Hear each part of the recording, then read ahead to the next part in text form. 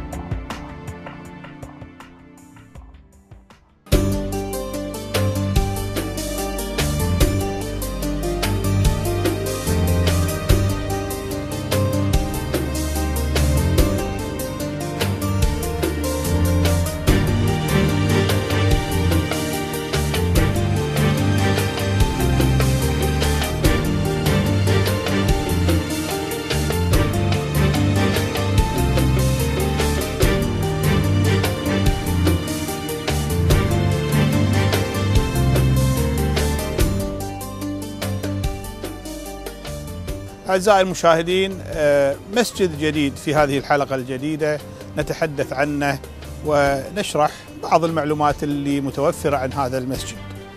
طبعا المساجد في الكويت بدأت وتأسست مع وجود الناس، ما يمكن يكون مسجد بدون ناس، فكل فريج يسكن جديد يبتلون أهاليه، يحطون لهم خط يصلون فيه فترة من الزمن، بعدين يتم التبرع بأرض أو يتم التبرع بمكان ويقومون بالتبرعات، أو أحد المحسنين يحسن ويقوم بتقديم تبرع ويبنى هذا المسجد، ويكون بنيان بسيط في البداية لأن يشوفون إيش كثر هم ويحددون المساحة. ومع الأيام بعد مرور 30 سنة 40 سنة تزيد الناس وتزيد البيوت ويزيدون المصلين، فيتم توسعة هذا المسجد، يؤخذ من بيت فلان ويؤخذ من حوطة فلان. هذه بساطة أهل الكويت، وهذه الطريقة اللي نشأت فيها المساجد في الكويت. اليوم راح نتحدث إن شاء الله عن مسجد الساير الشرقي. تحدثنا فيما سبق عن مسجد الساير القبلي، اليوم إن شاء الله سنتحدث عن هذا المسجد اللي أنا أقف أمامه الآن، وهذه لوحته تقول أنه تأسس في العام 1893.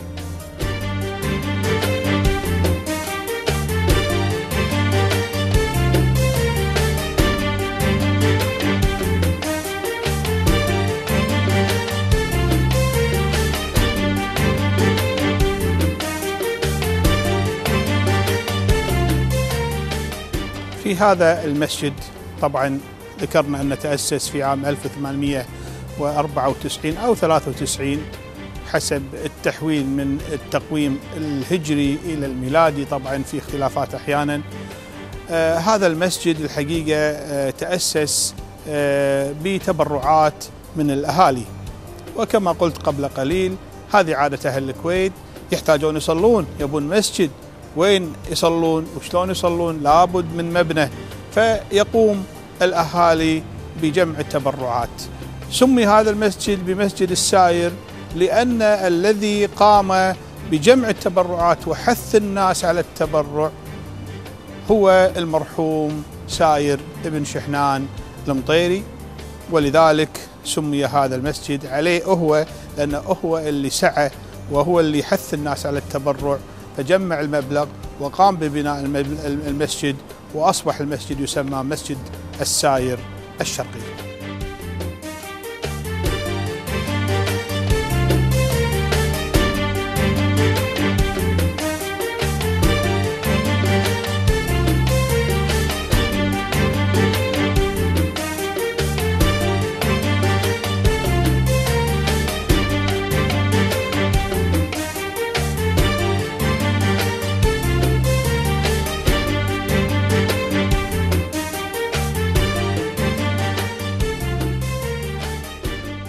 هذه منارة مسجد الساير الشرقي، وكما قلنا بني بتبرعات من الأهالي، أهالي الفريج، وهذا الفريج كما قلنا أو ما أدري يمكن ما قلنا يقع في فريج الساير.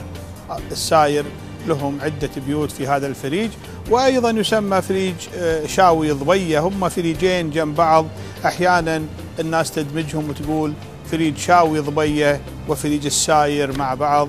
والبيوت اللي حولهم حاليا طبعا هذه المنطقة منطقة قصر العدل، على طول قبالنا من جنوب قصر العدل، والمسجد مقابل قصر العدل تماما، وهو قائم طبعا إلى هذا اليوم. هذا المسجد بني على أرض تبرع بها أحد أبناء أسرة الشايجي الكريمة، ويقال أيضا أن الأرض كانت ملك لناصر البسام. طبعا سواء كان البسام ولا كان الشايجي ولا كانت أسرة أخرى من أسر الكويت الكريمة، فهذه طبيعة أهل الكويت، يتبرعون بما لديهم من أجل الخير. ما كان في حكومة تستطيع أن تقدم لمثل هذه الأعمال، كان الأهالي هم اللي يبادرون وهم اللي يتبرعون وهم اللي يبنون هذه المساجد وأشياء أخرى. المدارس على سبيل المثال أيضا كانت بتبرعات أهلية.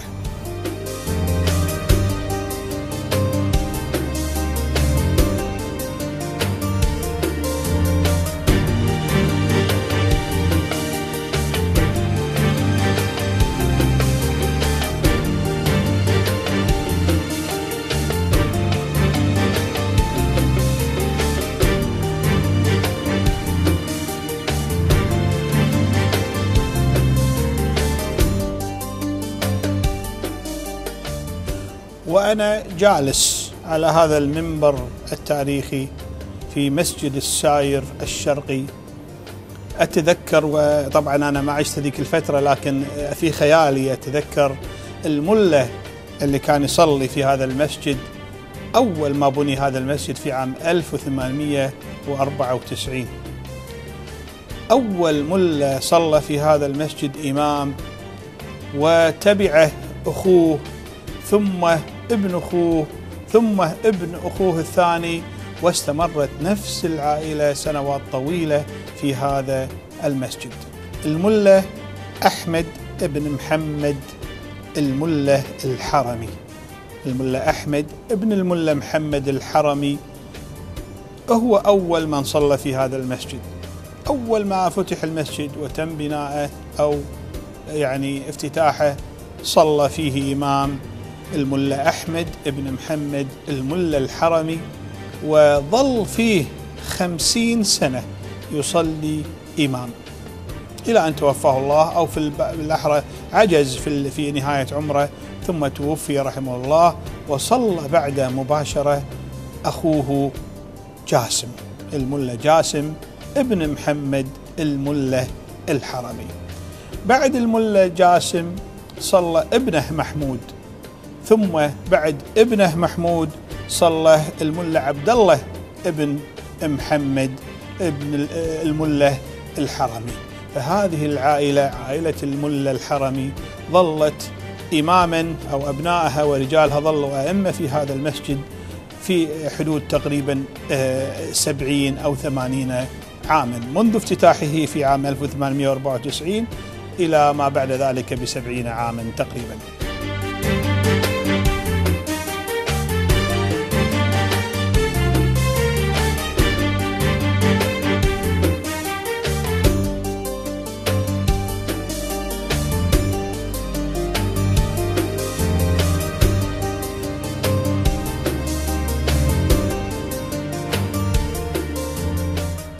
أيضا لازم نذكر بعض من أذن في هذا المسجد، وأذنوا الحقيقة لفترة طويلة. فعندنا الملة محمد الدويري، وعندنا الملة محمد بن منصور. هذين الاثنين قاموا بالأذان في هذا المسجد سنوات طويلة الحقيقة. هذه نبذة عن أحد المساجد القديمة في تاريخ الكويت، مسجد الساير الشرقي.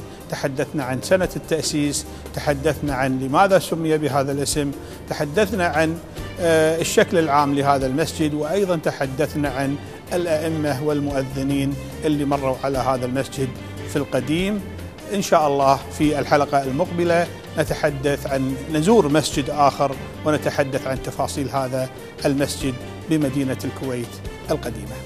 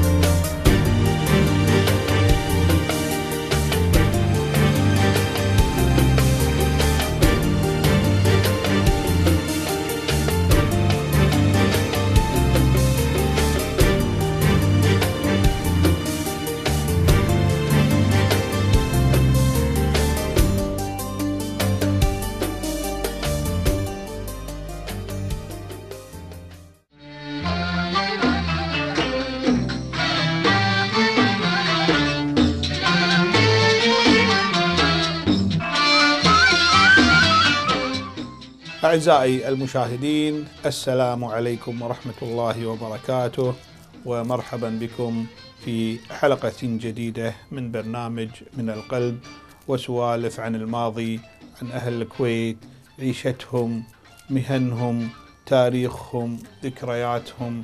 نحاول قدر الإمكان في هذه الحلقات من خلال اللقاء بالأعمام وأهل الكويت اللي عاشوا تلك الفترة القديمة اللي احنا ما عشناها الحقيقة، نسمع عنها، شفنا عنها بعض الصور أو شفنا بعض الأفلام القديمة، لكن هم عاشوها، عاصروها، شافوها بعيونهم، ويحكون لنا هذه الفترة والحقبة اللي الحقيقة كانت نعتبرها مرحلة تأسيس دولة.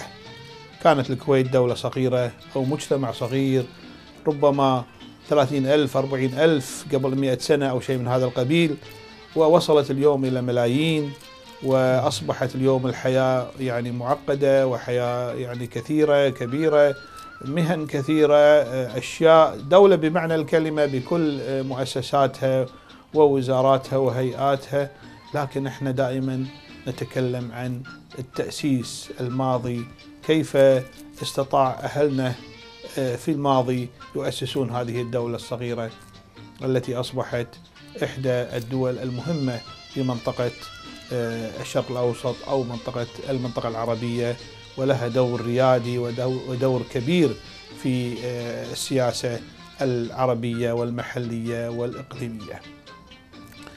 الماضي يتكون من ذكريات أهلنا وأعمامنا، وفي الحلقة الماضية سولفنا مع العم إبراهيم ابن فريج بن علي الفريج، سولفنا وياه عن الحقيقة تأسيس المرقاب. أنا أقول يعني لأن الكلام اللي قاله في الحلقة الماضية كان يؤكد فيه على بناء حفرة فريج، الحفرة المشهورة في المرقاب، شلون تم حفرها ومتى تم حفرها وماذا هدف الحفر، وشلون بعدين حوطوها في طوفة الحكومة عقب ما انتفت الحاجة لها، حطوا لها باب. هذا كله الحقيقة تاريخ، هذه معلومات لم تكتب، أنا ما شفتها مكتوبة في أي مكان أو أي مصدر من المصادر التاريخية.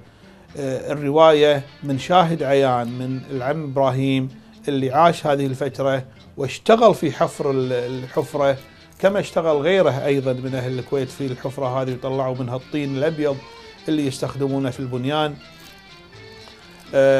وروى لنا أيضا في الحلقة السابقة تاريخ أسرته الكريمة، أسرة الفريج، وأن مؤسس هذه الأسرة في الكويت هو والده رحمه الله فريج بن علي الفريج، المتوفى عام 1972، وكان عمره في حدود 90 سنة أو يزيد عن ذلك. وقص لنا قصة نزوحه والأعمال التي مارسها في حياته في الكويت، وذكر لنا أيضا ذرية فريج رحمه الله. في هذه الحلقة إن شاء الله راح نكمل سوالفنا مع العم أبو بدر، فنقول له مساك الله بالخير عم أبو بدر مرة ثانية. الله يمسك بالخير. وإحنا يعني كانت الحلقة السابقة بالنسبة لي أنا شخصيا، وأنا متأكد بالنسبة للإخوان المشاهدين كانت ثرية جدا. استفدنا وايد من سوالفك الحقيقة. الله يجزاك خير. اي والله. وانا ودي بعد اسولف اكثر عن حفرة فريج، بس اخاف املل المشاهدين. بس انا اقول اكو اشياء بعد يمكن ودك تقولها عن الحفرة، ها؟ وعن الشيء زبدة. نعم. نعم. نعم. فذكرت لنا عمي ان فريجكم الثاني مو الاول، احنا سولفنا عن فريجكم الثاني في الحلقة السابقة اللي هو فريج حفرة فريج وما حولها، وذكرت لنا كم بيت، وذكرت لنا السكة اللي فيها أيضا مجموعة من البيوت. عدل. ذكرنا الأسماء، ما في حاجة أن نعيدها حتى ما نكرر وايد. لكن ما سولفت لنا عن الفريج القديم اللي هو فريج الريش. من هو فيه من الأهالي البيوت اللي تذكرها في فريج الريش؟ والله هذا فيه قبل بيت اللهو. بيت اللهو. اي. وفي نعم. بيت سليمان الحبيب الله يرحمه. سليمان الحبيب. وفيه بيت المهيني. المهيني. اي نعم. نعم. وفيه بيت قال له واحد ابو فهد جارنا. اي. وفي بيت الله يرحمه الخراز، نسميهم الخراز احنا. الخراز. اللي هم حسين الخراز. لا عبد الرحمن. لا ابو عبد الرحمن. الخراز اللي هو جاسم الخراز. جاسم كان الخراز الشاعر. شاعر. اي الحين يسمونهم القلاف. القلاف. الحين يسمونهم القلاف. نعم عرفتهم. نعم. واخوه علي واخوه عبد المحسن. نعم. واخوه العود حمد الله يرحمه. نعم. لحقت على جاسم الخراز. هي انا تو ميت مو بعيد يعني. شاعر ما شاء الله. شاعر. نعم. لا شاعر. تحفظ شيء من شعره ولا لا والله لا والله ما حفظ. ولا كان يجي لي بالسوق، كان عندي مكتب بالسوق ويجي يقعد عندي كل يوم. كل يوم. اي والله الزهره هو كل يوم بالسوق يدش. اي رجال يعني هو شويه. هو اشتغل في البنيان، استاذ بناء. اشتغل بالتربيه بمعارف كنا. عدل. اشتغل. نعم. اي ويقولون انه دائما يلبس بشت، ما يقط البشت. ما يقيل. عدل. كل يوم يلبس البشت. ويدش السوق. نعم. الله يرحمه. ما يقط البشت، على طول عنده البشت. على طول ويعشق البشوت. يقول عندي 25 بشت. الله يرحمه. الله يرحمه. وكانت شنو العلاقه بينك وبينه؟ يعني صداقه؟ هو كان جيراننا اول. جيرانكم على اساس في الفريج. فريج الريش. وعارفه. نعم. ولا انه يعني رجال هو اكبر مني واجد يعني. نعم. لكن قبل الناس كل نعم. واحد يعني. وكان يجيك وين يجيك؟ يجيني كان السوق. انا عندي دكان بسوق الدلالوه. اي يجيني مكتب. نعم. مكتب يجي بس لا يدش السوق، يجي عاد يرتاح. يمر يسلم عليك ويسولف، يشرب سكان شاي. ولا سوى قصيده جابها لي. عجيب. اي والله. عندك اوراق من قصايده؟ والله ما عندي شيء والله. اي والله يجيب لي شو اسمه مسجل يجيب. والله ما ادري عنهم. ضاعوا كل حتى المسجلات ضاعت. اي والله. سبحان الله العظيم. اي فعلا هو معروف انه شاعر، لكن شعره مو موجود للاسف. ما ادري وين راح الشعر. وعندنا قبالنا بيت الهبدان. نعم. وعندنا بيت من عويشير. عدل. اي نعم. ومن هناك صوب بيت الريش، فيه بيت الحبيتر، وفي بيت الحبيتر عبد الله الحبيتر الله يرحمه. نعم. وفيه بيت شو اسمه الحمده اللي هم بن حمد. لا الحمده. اي هم هذول. الحمده غير. وفي والله واجد. وطبعا بيت الريش. وبيت الريش. بيت الريش هذا هو اشهر بيت. اشهر بيت يسموه الفريج عليهم. وفي بيت ناصر الحامد. ناصر الحامدي. نعم. ايضا حواليكم. وفي بيت فضل هم من ذاك ذيك الساعه. نعم. قبل يجي عندنا. نعم. نعم. هم وفي بيت شو اسمه ضاحي. نعم. الضاحي هو الحواس. اي ضاحي الحواس. اي نعم. اللي عياله مفلح ومحمد. اي نعم. نعم. ضاحي الحواس. لحقت على ضاحي. هي ضاحي اذكره. تذكره زين. هي اعرفه. هي لا اعرفه ابوهم. هي ونعم والله. نعم. الله يرحمه. كلهم ربعنا. اي نعم. وفي بيت في دكان قال له دكان الطويل. عبد الرحمن الطويل ودكان ابو الرخيص. دكان الرخيص يمكم يم بيت الوزان. يم بيت الوزان. صحيح صحيح صحيح. ذيك الساعه. صحيح. هم شمالنا. هم شماليكم وانتم جنوب. اي نعم. صاير دكان الرخيص بينكم وبين فريج بن حمود تقريبا. انتم من جنوب. في بيت الجريوي، في بيت المسيطير. الجريوي. اي والله. وفي بيت شو اسمه زيد سليطين. سليطين بلع ذكرته انا الحين. اي نعم. زيد السليطيني. نعم. نعم صحيح. وفي بيت الجطيري. وفي بيت يملا بيت خليفه الريش. يصيرون من الريش ذولا. نعم. اي هذاك نفس الجماعه. نفس الجماعه. نعم. وبيت بن قعود وبيت شو اسمه المرزوق. بيت مرزوق المرزوق. ابو مرزوق كان. مرزوق غير اللي مرزوق جبله. لا غيرهم. غيرهم اقول انا كنا. نعم. والله واجد ما شاء الله كثير. واجد. ومسجدكم كان مسجد الفليج. الفليجي. من يصلي فيه تذكر؟ الخليفي. الخليفي الله يرحمه. شو اسمه؟ عبد الرحمن يمكن. الخليفي الله يرحمه. رجال كبير لكنه ما شاء الله عليه. نعم. اي والله. يصلي ويجيب ويخطب ما شاء الله ويتروح. الله لا اله الا الله. نعم. سبحان الله. ما اتذكر اسمه الاولي والله ما اتذكر. بس الخليفي الخليفي معروف. حتى كان يروح الضحى يخيط عبي. عدل توني بقول لك انا. كان يخيط عبي. نعم صحيح. هو اكو صاحبه كل يوم يروح ويا بن جاسر. وحي قال بن جاسر. يروح وياه. نعم. عندهم مكان الظاهر يخيطون. لا بسوق الزل يقعدون هناك. نعم الله. الله يرحمه. الله يرحمه. والله ذكريات حلوه. هذا عاد فريج الفليج عدل. وراح فريج مسجد الفليج اسف. راح المسجد الحين. راح. بس الفليج سكنوا عندكم هناك؟ ما سكنوا. لا هم بنوه بس. هم بنوه بس بنوه بس. هم الجبله. فيها الجبله. هم كانوا في فريج مديرس. في جبله. وبعدين راحوا فريج العثمان.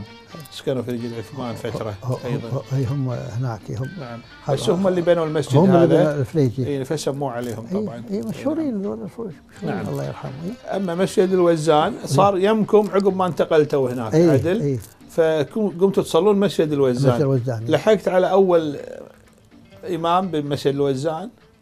هو اللي كان الامام هو هذا الخراز القلاف اللي تقول القلاف. جاسم. ابوهم. ابوهم. ابو جاسم. حتى اذكر علي اول ما خلص المسجد ابوي اللي يذن يصعد المناره ويذن. اظن اسمه خالد. من هو؟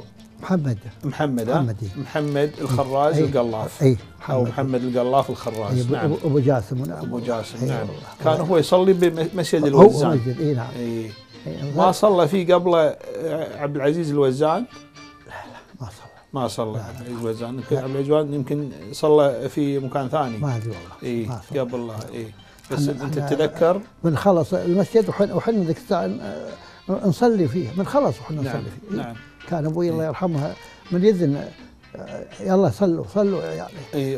من يذن يتابعكم على الصلاه. نعم. فجر قعدنا. نعم. فاللي تذكره صلى في المسجد اللي هو محمد الخراز. اللي القلاف. اليوم يسمونهم. وكان يصلي في مسجد الوزان. نعم. وعقبه عاد ما ادري تغيروا عقبه. بس عقبه عاد هو راح الدعيه. راح الدعيه. وكان يصلي بالمسجد اللي بالدعيه هو. عدل. صحيح. الله يرحمه. صحيح. الله يرحمه. طيب شغلكم بالنقل الجص والجص استمريت فيه بعد انت يعني فتره استمريت فيه ليه وصلتوا لاي سنه ومتى وقفتوا؟ 52. بال 52 اخر 52. ليش وقفتوا؟ وقفنا لان جابوا الجص الابيض. كان اول ماكو جص ابيض. تو داش الكويت. ليش الجص الابيض؟ يجيبونه بتشاس مثل سميت. نعم. خلاص عاد كثرت السيارات. نعم. صار تكرم السامعين الحمار ما له قيمه. نعم.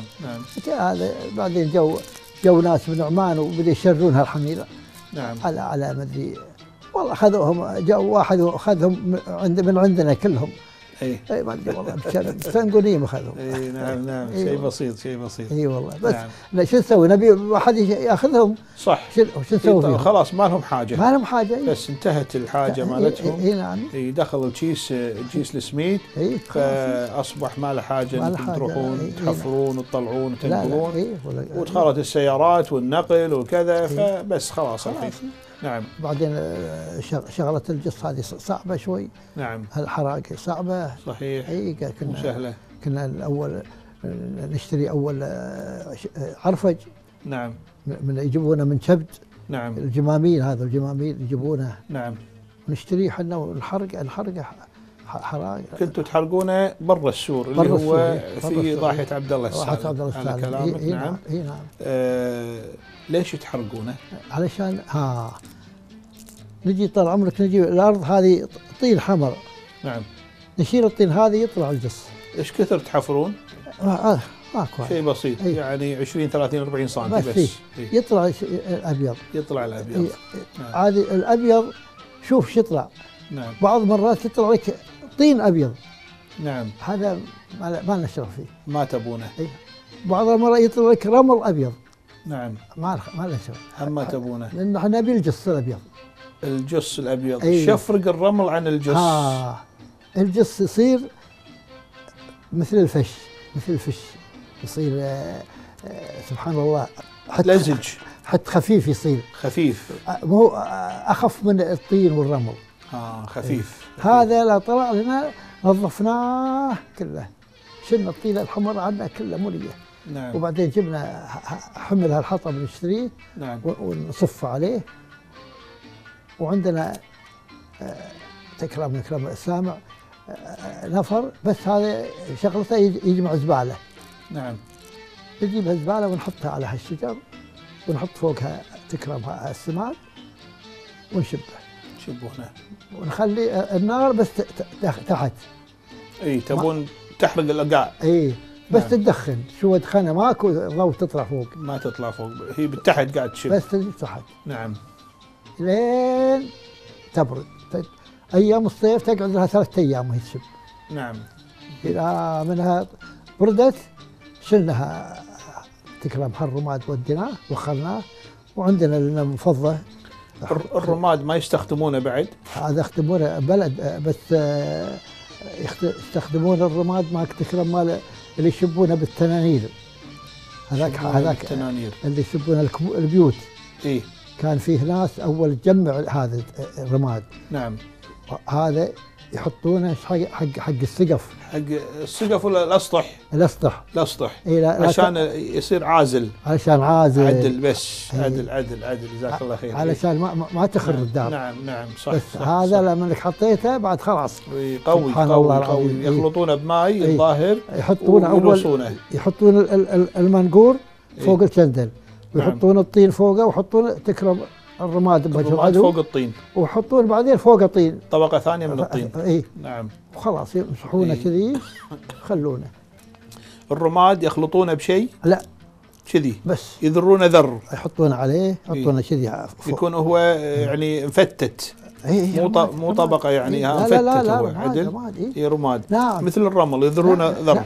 نعم يحطونه حطوه كذي على الطين وبعدين يحط فوقه طين. نعم. هذا بعد خلاص ما قوي هذا. المطر ما يدش. عجيب. ابد. عجيب. نعم. أقول فيبيعونه يعني هذول يبيعونه على لا الجص احنا لا اكو ناس بس يجمعون يفترون على البيوت. ياخذون الرماد مالها اللي يشبونه التنانير نعم. يجمعونه في محل. نعم. والناس تجي تشتري منهم. عدل. هم حماره هذول حق الشيء هذا. نعم. يجمعون الشيء هذا. نعم. اقول لك عن والجص عفوا عمي يشترونه الجص يشترونه اللي بيبنون اللي يبي يمسح. نعم. واللي بيبني بيت لازم حقه. ما يركب الباب الا بجص.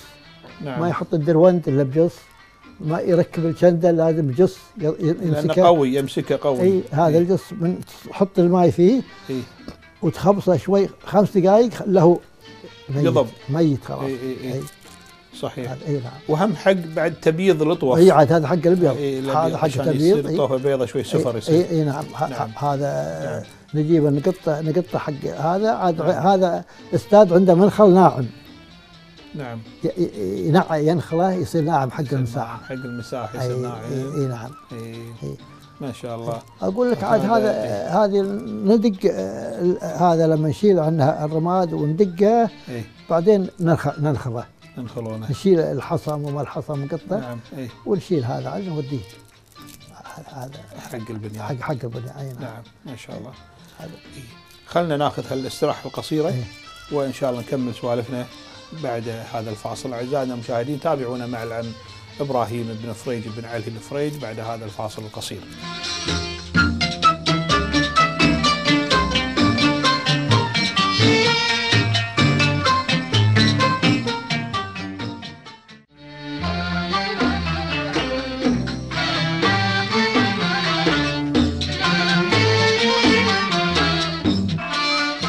نكمل حوارنا اعزائنا المشاهدين مع ضيفنا الغالي العم ابراهيم بن فريج بن علي الفريج وعم ابو بدر. اخر سؤال في مساله الحفره، كنتوا اول شيء تاخذون الجص من داخل الكويت من داخل المرقاب، عدل ولا مو عدل؟ بعدين رحتوا برا السور. لا احنا لما طلعنا احنا بدينا نشتغل ناخذ من برا السور. اول ما بديتوا؟ اي احنا مو اخذتوا من رمضان؟ هذا مال الحفره هذا. اي هذا اللي نبيعه هذا مال حفره فريج. اي مال الحفره هذا حق يدفنون فيه. حق يدفنون فيه. الدفاني مو حق المساحه. بس في رمضان هذا احنا سميناه فريج حفره فريج. ذاك الصوب صوب الريش وصوب بجنوب الريش. هذا كله رمضان يسمونه. هذا رمضان. ليش يسمونه رمضان؟ كان كله رماد اول. كله رماد يحفرون يضرون اليص والرماد. هذا كان محل الجص اول. كان مجاص. كان مجاص القديم صح. داخل السور في المرقاب من جنوب. اي نعم. عدل. فهذه منطقة رمضان اللي هي نتكلم عنها. نعم. نعم. ولما ضاقت عليكم لما صار في بنيان وتبون توسعون رحتوا صوب برا السور. عدل. نعم. رحتوا صوب الضاحية وشوية بعد من المنصورية. نعم. الحين نعم. كانت هذه أيضا مجاص. مجاص. نعم. يقولون تأخذون رخصة من البلدية، صحيح؟ لا ماكو رخصة. يمكن كلنا يجي ويشتغل. لا والله. لأن أنا قالوا لي شو اسمه عيال الديقان. عدل. أعرفهم. والديقان أيضا اشتغلوا في اليص. عدل. كلامي صحيح؟ قالوا لي إنه يأخذون من البلدية أورقة. لا يحددون فيها 100 ذراع ب100 ذراع كذي او شيء من هالقبيل. هذا لا انتم ما كنتوا تسوون هالشيء هذا. لا احنا وغيرنا حماره واجد. نعم. احنا وغيرنا كلنا يجي ويشتغل. نعم صحيح. هذا مثلا انت عندك محلك هذا المجاص مالك. نعم. يعرفونه. نعم. يجي هذا يوخر عنك من هناك. يلقى ارض ما في احد. نعم. يحفر فيها ويشتغل. نعم. بس كذي. ماكو. اما ورقه ما كنتوا تاخذون انتم ورقه. لا يمكن هم لاسباب معينه، يمكن كانوا يروحون حق البلديه يعطونهم ورقه في فتره من الفترات. احنا اخر ناس اللي خلينا المهنه هذه. تركتوا المهنه هذه. نعم. ما فيه ورقه. بال 52 اخر 52. انزين احنا باجي لنا عم ابراهيم ما بقى لنا يعني الا 10 دقائق او ربع ساعه في البرنامج، فودنا نسولف عنك انت الحين. سولفنا عن البدايات وعن الحفره وعن كذا، ودنا شويه المشاهدين الكرام يعرفون عنك. قلنا احنا انت مواليد عام 1932 في فريج المرقاب او في حي المرقاب. نعم. واشتغلت مع والدك في البدايه في مهنه الجص. عدل. وعقبها لما توقفت المهنه هذه اول شيء درست علموك عند المطوع. درست عند الخنيني. سليمان الخنيني ولا سليمان؟ اي نعم. بالصيحه اللي هو؟ اي بالصيحه يم بيت الحمود. يم بيت ابن حمود الشايع. اي يمه. مو بعيد عنه. لا بين جنوبيه بينه وبين سكه اللي تدش تروح على المرقاب. نعم. اي نعم. عدل. هذه مدرسة ملا سليمان الخنيني. اي نعم. طولت عنده؟ درست عنده وايد؟ درست عنده لين قال لي مع السلامة لا تجي. ختمت وخلصت وما شاء الله. اللي عنده كله اعطاني اياه. اي ما شاء الله. قال لي ترى وانا ابوك ما عندي شيء. نعم. لا تجي. انا ويا الله يذكره بالخير يمكن حي او محمد اللي حي. محمد اليحيى. محمد اليحيى اي. نعم. هذا انا وياه كلنا بالمدرسه، مره هو الرئيس ومره انا الرئيس. ما شاء الله. في رئيس بعد قبل يصير هو القدام الرئيس. ابد انا وياه. تالي قال لنا لا تجون لا تجون خلاص. انت وياه مره واحده؟ اي ما يقول ما عندي شيء يعطيكم. نعم. طيب خلص من ملا سليمان الخنيني، وين كملت بعد درست؟ ما كمل، لا والله ما كمل. بعدين رحت البيت تشتغل مع ابوك؟ رحت اشتغل ويا ابوك. نعم. اشتغلت ويا ابوك. طيب عقب ال 52. نعم. عقب سنه ال 52. اي نعم. قبل لا اروح 52 تذكر بعد احد ثاني غير محمد اليحيى معك في الفصل في الصف في المدرسه؟ في المدرسه عند سليمان تذكر احد؟ واجد وياي. من تتذكر؟ وياي الله يرحمه حسين الربيع، ويانا عبد الله الاحمد، ويانا عيال الدويسان عبد الوهاب الله يرحمهم وابراهيم. ويانا احمد الله يرحمه احمد الغنام. الغنام الشهيد؟ الشهيدي. نعم. الشيخ احمد. نعم. الشيخ احمدي. نعم. اي واجد والله. اذا الشيخ احمد درس عند ملا سليمان الخنيني. اي. نعم. ويانا سعد شو اسمه الحمضان، ويا اخوه محمد ناصر حمضان اللي صار وزير اوقاف. نعم صحيح. ويانا عبد الرحمن المزروعي هذا ما شاء الله. اي خوش تمام وثق لنا هالاسامي. نعم جزاك الله خير. وياي انا كان بالمدرسه. اي كانوا وياك ما شاء الله. بس انا طلعت وهم في المدرسه. الشيخ احمد كان شاطر من صغته. شيخ والله زين شاطر. زين. انه ما شاء الله هو شيخ دين وشاعر ولغه عربيه ما شاء الله. ما شاء الله يعني ترك إرث كبير. الله يرحمه. هذا في المدرسه. عقب المدرسه بال 52 وقفتوا الشغل. وقفنا الشغل. شغل الجص ونقل الجص والحفر وقفتوه هذا. قول لنا عاد شريت وين اشتغلت؟ شريت نساف. شريت نساف. نعم. شريت نساف بس كنت ما اسوق انا. من يبيع النساسي في ذاك الوقت؟ ذاك الحميضي. الحميضي. فورد عيل فورد 52. فورد 52. نعم. ذيك الساعة 18,000. اوه مبلغ مهين. شلون دبرتها؟ موجودة عندي. موجودة. شريتها نقدي من شغل الجص. نعم. والله. شريتها نقدي يعني. اي والله. نعم. وش اسمه واشتغلنا فيه وحطينا صبي لكنها ما توفق. شلون كنت تشتغل عمي؟ نشتغل نشيل رمل، نشيل رمل من الراس. من الراس، راس سلمية. راس سلمية، ونشيل ذيك الساعة حدر السور في صافي واجد. نعم. نشيل هم يبون ناعم، هذا الصافي ناعم. نعم. اي ونشيل طين من النقرة ذيك الساعة في حفرة. نعم. بالنقرة. شلون يعرفون انك شو اسمه يعني شلون يطلبون منك؟ بالمعرفة ولا تروح تدورهم؟ لا معرفة، يجونك يقول لك نبي مثلا نبي رمل. يشوفون سيارتك يقولون لك. اي يشوفون النساف عند البيت وكذا يجونك. وحنا عندنا المرقاب يم بيتنا قبال المسجد قهوة. قهوة ذيك الساعة واحد اسمه عباس كان فاتح قهوة ونقعد حنا يا الشباب فيها. هذا مسجد الوزان. قبال مسجد الوزان. نعم. يم بيتنا هناك. نعم. ونوقف سياراتنا احنا وربعنا عندهم. يعرفون منو صاحب السيارة. لكن على ذيك الساعة الشغل حامي. ذيك الساعة المدارس يبون رمل وكل نعم. كل مكان. نعم. ما بدا الله يرحمه عبد الله السالم يثمن هالبيوت. نعم. وش اسمه ويعطي اهلها فلوس. نعم. بدا الشغل يبنون. بدا يبنون بالدسمة. نعم. بالقادسية، بالفيحة، بالشامية، بكيفان. نعم. صح. اي الشغل يبون رمل حامي. فانت تنقل لهم الرمل. ننقل الرمل. وين تاخذ الرمل؟ من الراس. من الراس. بس يكون رمل مال البنيان. مال البحر. اي. من اللي يحمل لك في النساف؟ شو اسمه هذول؟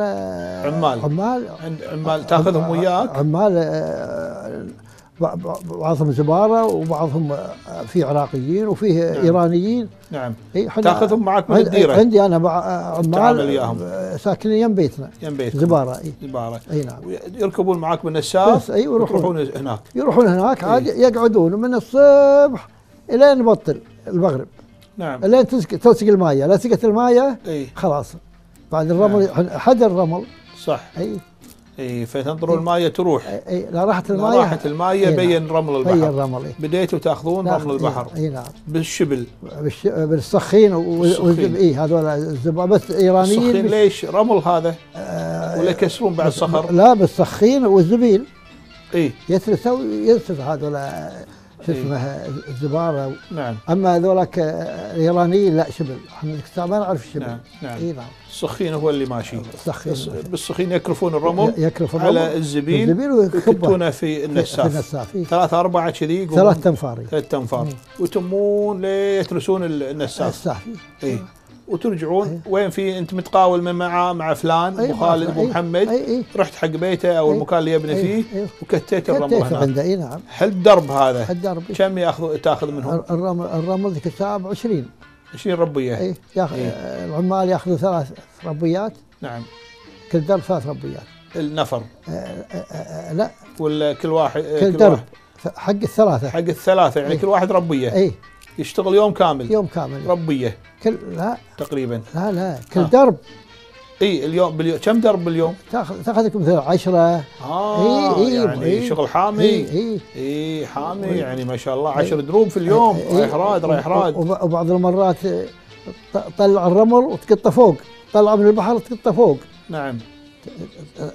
حق الى سقه الماء تبرزه الى سقه الماء، تشيل هذا عاد توديه. اي صح، بدل ما تنطر الماء تسجي. لا تشيل هذا توديه. اي نعم. فاذا العامل ياخذ ربيه على الدرب. عدل؟ اي عدل. هم 3. هاي 3 ربيات الدرب. نعم. وانت في اليوم تودي يمكن 10 دروب. 11 دروب يعني لو قلنا 10 من 3 ربيات 30 ربيه لهم. وانت تاخذ 20 ب 10 200 ربيه، يطلع لك صافي 150 ربيه تقريبا كذي في اليوم تقريبا. عدل؟ اي نعم. هذه يعني حروتها. اي صح. لا قبل الشغل زين. نعم. بس فكان حامي الشغل بعدين خف. ما خف الشغل بس منعوا البحر. هني رمل البحر. رمل الراس. والبدع هني منعوه. نعم. راحوا يشيلون من فناطيس. نعم. صار غلا عاد الدرب. صار ابعد. احنا نشيل من الشويخ، كانوا يبيعون علينا الدرب ب5 ربيات. نعم. من الشويخ. منو اللي يبيع عليكم؟ ما ادري والله، في ناس تبيع. الله اعلم. هم يبرزون الرمل يعني يجهزونه؟ لا الرمل موجود. واجد بالشويخ. مكود. نعم. على البحر هني. نعم. احنا عاد نجي تدفع كل درب 5 ربيات. هم يحملونه لك؟ لا عمالك يحملونه ب3 ربيات. و5 حق هذا. وانت تبيعه ب20. نعم. يصفى لك 12. بس قريب. اقرب الشويخ اقرب. تقدر باليوم 10 دروب تجيب لك 20 درب 15 درب. اي صح. والله مو سهله يعني. لا فيها تعب وكذا. شغل بس شباب الواحد ما يهمه. 10 دروب مو سهله قاعد تحمل النساف. لا وبعض المرات بالليل نروح نشتغل. على الطلب. على الطلب. يجيك طلب تستمر فيه. نشتغل. طيب وعقب الرمل هذا تركت النساف؟ النساف تركته والله. هذا النساف شوي ما توفق وياي. نعم. وانقلب وبعنا كان في سايق. نعم. بعته ب10,000. نعم. شريت نساف مستعمل ب8,000. كان نعم. اخوي اللي اصغر مني طلع اجازه. نعم. بدا يشتغل فيه. وانا اهم اشتغل وياه اساعده لان ما عندي اجازه.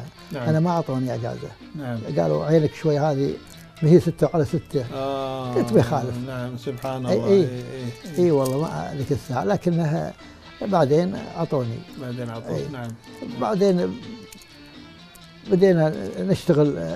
خلينا نسا بدينا نشتغل. اشتغلت بالتاكسي بعد طريق الفحيل والاحمدي. نعم. وين تصفون عشان تاخذون؟ هني بالصفات. عند البنك البريطاني تقريبا. لا هذا سيرة حولي. لا احنا هني عند قبال نايف الصوب. قبال نايف محل قبل تخابر الخكره والخكره. نعم. هني. نعم. هني نصف هذا السيرة مال الحمدي والفحيحي. من جهه المرقاب والشعيبه. من جهه المرقاب. بالنص بين المرقاب وبين الصيهد. نعم. فانتم سيره حق القرى، حق القصور. صوب فحيل وفنيطيش وفنطاش وكذا هناك. نعم. كلها هذه مخلفه. الاحمدي والمقوع ذيك الساعه. نعم. اشتغلت والله. اشتغلت فيها. نعم. وبعدين احنا بالليل نقعد عند القهوه اللي قبال مسجد الوزاني. نعم. ذيك الليله ما درينا ولا جاينا الله يرحمه عبد الرحمن الصفران والنعم تعرفه مال المزارع اي معروف. ابو فهد. نعم ويجينا بالقهوه. نعم. السلام عليكم السلام. يلا يا عيال يلا قوموا، يلا املاك الحكومه تبيكم، يلا بتوظفكم. اي سنه 59. نعم. والله من باكر نروح احنا حول 30 نفر. نعم. والله وندش عليهم ويوظفونا كلنا. وين؟ باملاك الحكومه بالاشغال. املاك الدوله. لا املاك الحكومه. الحكومه كانوا يسمونها اي املاك الدوله بعدين طلعت. صح. اي ونشتغل عندهم وحطونا على داخل التنظيم وخارج التنظيم. كل واحد عطوه جريب وسايق ويروح يطالع احد يبني من هناك، احد يعني تجاوزات ومخالفات ترصدونها وتكتبون فيها تقارير. كتب تمينا حول كم شهر. ما صارت المساله هذه. ما حبيتها يعني ولا شنو؟ لا هم الحكومه ما قدروا يكملون معكم. اي نعم. جو وشالونا. ودونا وزعونا على ناس راحوا الاسكان. نعم. وناس راحوا شو اسمه الماليه، وناس راحوا بنك التسريف. نعم. وناس راحوا املاك الدوله. املاك الدوله في شارع هني شارع الهلالي. نعم. وانت وين رحت؟ انا رحت املاك الدوله. املاك الدوله. اي نعم. رحت املاك انت الدولة. كنت باملاك الدوله؟ املاك الحكومه اول. املاك الحكومه. ورحت املاك الدوله. املاك الحكومه غير املاك الدوله؟ اي يختلفون. اي هذاك تبع افتكر الشؤون املاك الحكومه. املاك الدوله اللي كان فيها عبد العزيز الدوسري. اي الله يرحمه. املاك الحكومه غير. من كان فيها املاك الحكومه؟ من ماسكها؟ هو نفسه. املاك الحكومه اذا هي نفسها املاك الدوله. اي املاك الدوله. اي نفسها. اقول لك واشتغلت في املاك الدوله. نعم. وقعدنا والله قعدت عند واحد قاله الله يذكره بالخير سامي عياش هو رئيسنا. نعم. فلسطيني. نعم. والله وقعدت انا وياه. بعدين انا كنت عندي حرمتين متزوج وعندي نعم. عيال واجد. نعم. وتدري العيال يبون المدارس طبعا بيوديهم ويجيبهم. صحيح. قلت حق ابو محمود، قلت له ابو محمود انت انسان يعني زين وياي وانا يعني لا ابقى وياه وهذا. نعم. يا معود انا ابي اصير محصل. نعم. اقول له فيها يعني راتب اكثر. لا فيها سعه اكثر. سعه اكثر. اي قال لي قلت ابي اصير محصل. نعم. قال ليش؟ قلت عندي هني باكر ترقى وتصير. قلت له لا ما ابي اترقى، حطني محصل بس. قال على امرك. اي نعم. اي المحصل على كيفك. شو اسوي انا؟ الى صار الساعه الصبح الساعه 6 ركبت سيارتي وجيت الديره شو اسمه مكتب هذا الدائره. وين في دائرتكم؟ شارع الهلالي. شارع الهلالي قلت لي صح. الدفتر موجود وقعت. اي نعم. وطلعت. نعم. رحت السوق خدت دابي وخدت شيء حق العيال هذا ورحت. نعم. تريقت العيال وديتهم المدارس. نعم. وقعدت انا بعد بالبيت تريقت على راحتي. نعم. وبعدين اروح عاد سوي شغلك. اروح يعطوني 500 قائمه او 600 قائمه. هذه اجار سنوي. نعم. مال الشويخي. نعم. قسايم مال الشويخي كراجات نعم. اي تروح تحصل منهم الاجارات. حصل الاجارات. تفتر عليهم. هذا مطلوب منك انت بالسنه 600 مثلا. مطلوب مني هالقوايم كلها اجيبها. اي نعم. السنه كلها. نعم. صرت ارتحت. اي بديت ممكن تجيب باليوم 20 30 وممكن بالشهر تجيب لك 100 150 على كيفك. اي المهم انه ما تخلص السنه لا تخلص القائمه مالتك كلها. من زمان خالص قبل السنه. نعم. قمت اسوي طلعت لي دفتر دلاله. نعم. دلاله مال البيوت. بلى. بديت اشتغل. وين حطيت لك مكتب؟ بالسوق، سوق الشعير هنا. سوق الشعير. اي صوب سوق الشعير؟ يملك كان محمد الراشد الله يرحمه. محمد الراشد النجاده. هذا نعم. كان هذا صديقي. نعم. هذا كنت يوم ذيك الساعه عندي الدبش كله اشتري اغراض من عنده. نعم. الشعير والعيش والشكل. نعم. والله ابن حلال الله. اي صوب بالضبط؟ انا ما اعرف المكان. سوق الشعير. سوق الشعير هذا وين يصير بالضبط؟ دشيت سوق الغربلي. على اليسار. على اليسار. تفرع من سوق الغربلي على اليسار. في محول هناك. اي قبال محول. ابد قبال محمد السكه هذه. اي السكه هذه. هذا هنا. منو هناك حواليكم من المكاتب او المحلات؟ كان اول شو اسمه عبد العزيز الهارون. نعم. شو اسمه محمد الراشد طبعا عنده بقاله وعيال الرشيد. عيال الرشيد. عيال الرشيد موت الرماح. لا الرماح هناك. عيال الرشيد هذول عندهم مكتب هني. عندهم مكتب. نعم. والله وغيرهم نسيتهم عبد العزيز مسلم البيبان. البيبان. مو عبد العزيز مسلم مال الاقتر. لا مال البيبان. الاقتر من هناك سوق الغربلي. اي والله. والله وهني وسوق الدلال واللي سوق الجت. عدل. اي نعم. ذيك الساعة سوق الجت اللي ذيك الساعة صار الشغل زين وهذا. أول ما بدأ تدريد قبل الحكومة ومثمن وهذا. إذا انت قاعدت من المالية ولا كملت بمكان ثاني؟ لا أنا في أملاك الدولة بالمالية. أملاك الدولة تبع المالية هذه. تبع المالية. قعدت 20 سنة. 20 سنة لما أنت قاعد؟ بس قعدت. قلت لهم قاموا بدأوا يجيبون حق بنات حق هذا وحطوا بصمه ما ادري شنو هذه. قلت خلاص انت تمشي. قلت خلاص مالي شغل هذا. قلت حق منو مر عليك من رؤساء الدائره؟ عبد العزيز الدوسري اول واحد. لا علي المتروك هو رئيسنا. علي المتروك اخر واحد. هو اللي املاك الدوله. املاك الدوله. اي نعم. هذا نعم.